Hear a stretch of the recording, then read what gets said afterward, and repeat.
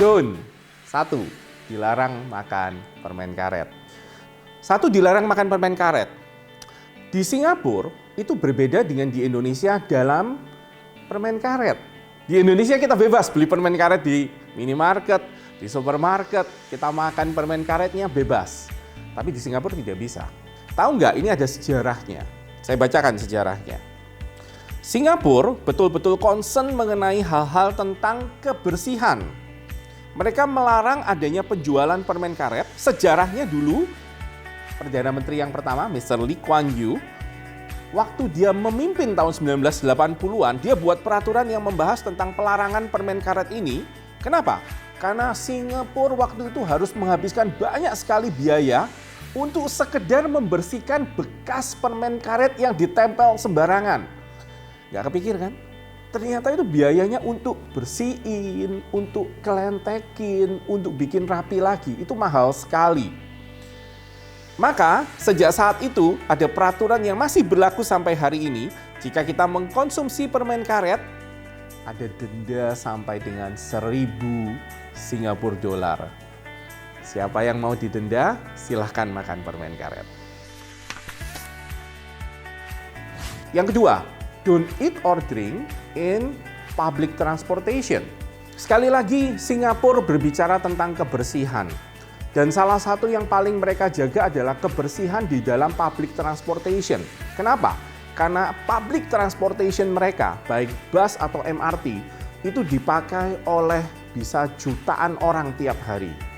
Dan mereka sama sekali tidak mau tempat itu menjadi kotor.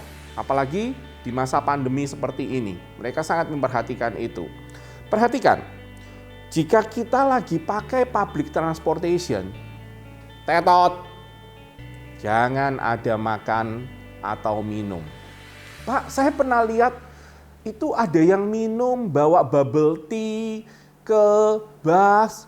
Itu nggak apa-apa, Pak. Itu bukan nggak apa-apa, itu kebetulan nggak ketahuan.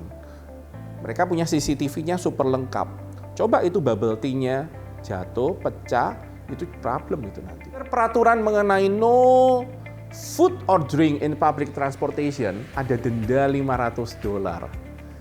Mau didenda 500 dolar, silakan makan dan minum di public transportation. Yang ketiga, jangan buang sampah sembarangan. Orang Indonesia itu punya guyonan. Guyonannya begini, orang Indonesia lebih patuh tentang kebersihan pada saat tidak di Indonesia. Saat di mana? Saat di Singapura. Kalau di Indonesia, kita habis ngambil karcis parkir, biasanya yang kita lakukan apa? Kita habis makan coklat, bungkusnya kita cuma lihat, nggak ada orang ya, buang seperti itu. Pada saat kita turun dari mobil dan kita lihat di mobil kita kok banyak ini ya, kertas pembungkus, plastik apa, kita cuma ambil dengan gampang, kita tuang keluar. Don't do that in Singapore. Karena Singapura adalah satu negara yang sangat menjaga kebersihan. They call that littering. Denda untuk littering itu 300 dolar sampai dengan 1.000 dolar. Kalau memang mau didenda, buanglah sampah sembarangan. Yang 4, jangan merokok di sembarang tempat. Di Singapura, rokok itu mahal. Tahu nggak, satu bungkus rokok di Singapura itu harganya bisa 2-7 kali lipat harga rokok di Indonesia. Salah satu sebabnya kenapa?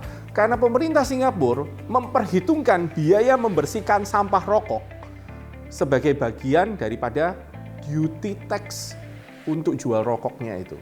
Di Singapura itu sangat ketat untuk mereka yang mau merokok, ada tempat-tempat khusus yang boleh merokok, tapi terlalu banyak tempat yang smoke free.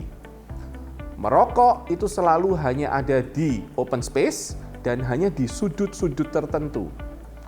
Tidak di sembarang tempat. Pemerintah Singapura sangat memperhatikan soal jangan merokok sembarangan. Yang kedua dari sisi health. Kenapa? Karena pemerintah Singapura tahu bagaimana bahayanya rokok untuk generasi muda terutama. Tahukah Anda merokok di Singapura sembarangan, dendanya itu sampai dengan 1.000 Singapura dolar. Makanya kalau memang mau didenda, merokoklah sembarangan di Singapura. Yang kelima, don't bring in any drug. Apa yang termasuk di dalam drug ini? Narkoba itu yang pasti. Obat terlarang. Hati-hati yang namanya pil.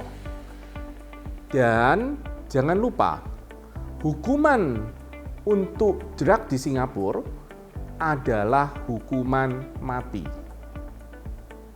Jadi bukan lagi penalti uang, denda, tapi sudah hukuman mati.